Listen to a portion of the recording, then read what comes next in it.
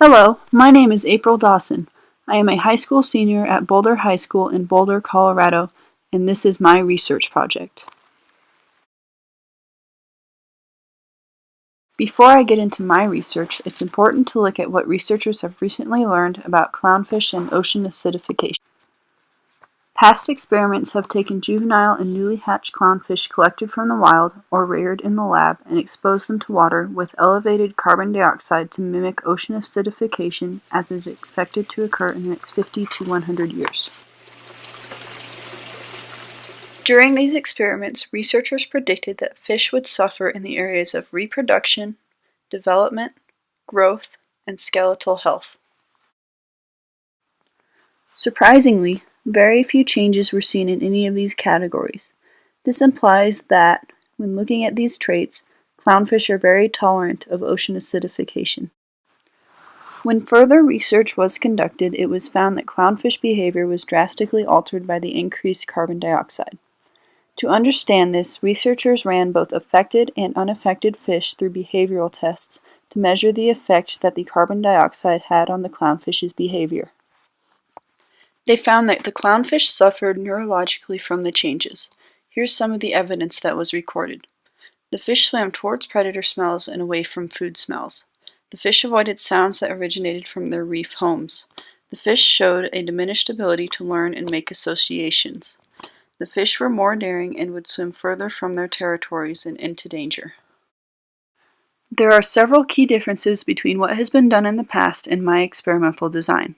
First, I will be testing adult fish rather than juveniles. Second, I will add other climate change variables so I can see the combined effect they will have on the fish. And third, I will use variations of past tests, use some of my own, and omit certain tests. In addition to ocean acidification, I will also submit fish to higher temperatures and higher salinities. Both of these are expected to occur should climate change pursue its current trajectory. In order to test all possible combinations of these variables, I will need 8 groups of fish. There will be a tank with no changes, a tank that will have increased carbon dioxide, a tank with increased salinity, a tank with increased temperature, a tank with increased carbon dioxide combined with increased salinity, a tank with increased carbon dioxide combined with increased temperature, a tank with increased salinity combined with increased temperature, and a tank with increased carbon dioxide, increased salinity, and increased temperature. To measure respiration rate, I will count how many times a fish pumps its outer gill flaps in a set amount of time. A stressed fish will breathe very quickly. An unhealthy fish will breathe very slowly, and a healthy fish's respiration rate will lie somewhere in between.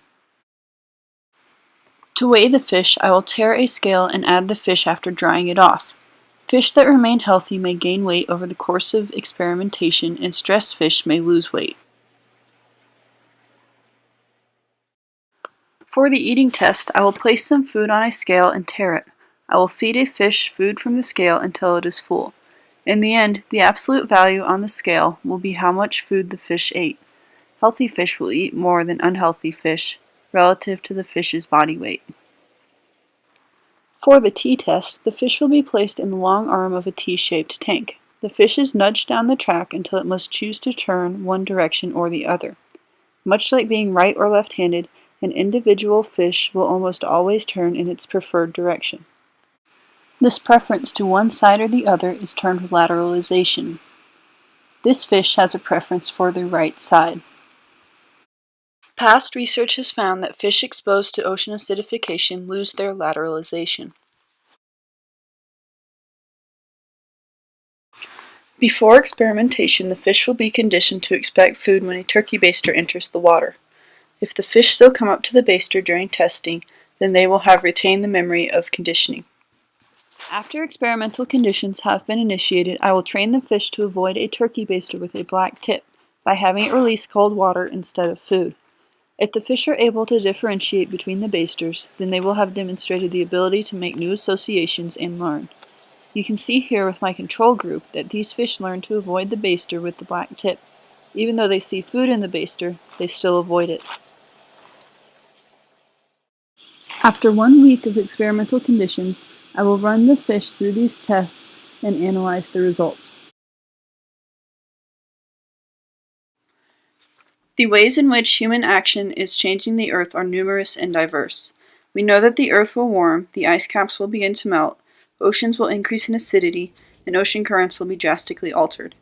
Even with all this information, we have just scratched the surface as to how these changes will combine to affect Earth's abundant biodiversity.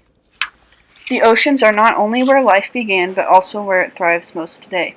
All other forms of life, from the biggest whales to the African elephant to humanity, directly and indirectly depend on the ocean's food sources and weather regulation. Understanding how our actions will affect this body of water and its residents is essential to the preservation of our planet. This research, as insignificant as it seems to the big picture, is one of the first steps to deciding what actions we should take to prevent dramatic loss of species.